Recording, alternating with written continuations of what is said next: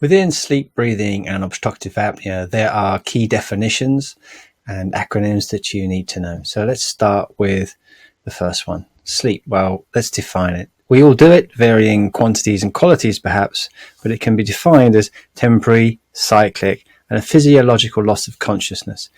Readily aroused, can be woken, stimulated to return to normal consciousness. So moving on, obstructive sleep apnea. Now, OSA, this is a condition, it's a breathing disorder made up of repeated interruptions of sleep, made up of what's called apneic episodes.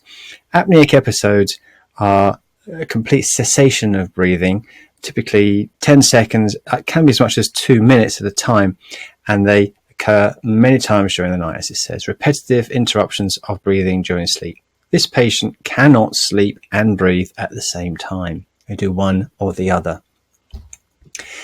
Everybody, it's important to know, everybody will have some apneic episodes in their sleep, but it's only really of interest when you reach a tipping point and it becomes symptomatic, and that's when we talk about obstructive sleep apnea syndrome. So symptomatic OSA, this is when the sleep disruption is so much that it manifests as hypersomnolence in the day, excessive sleepiness during the normal wake time.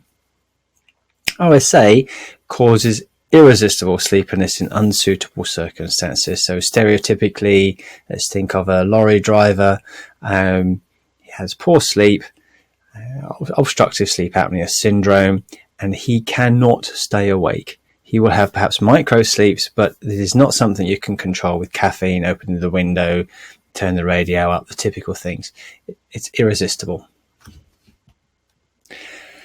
Do anything in sleep, you will come across the ESS, and then will be talked about an ESS score, an Epworth Sleepiness Scale, and it's a patient-completed, entirely subjective questionnaire. It consists of 8 questions, each one with a scale of 0 to 3, and it's very important to actually look at the answers that the patient has given for each question, because it is subjective, and your sleepy snorer will never admit to, well, it's very unlikely to admit to feeling sleepy when driving, which is one of the questions.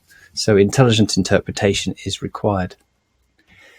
The AHI, on the other hand, is an objective assessment or an index of sleep apnea severity. So once the patient's actually undergone some sleep tests, whether it's in a hospital or at home, you will get an AHI. Now that is a figure of an index, shall we say, of disease severity.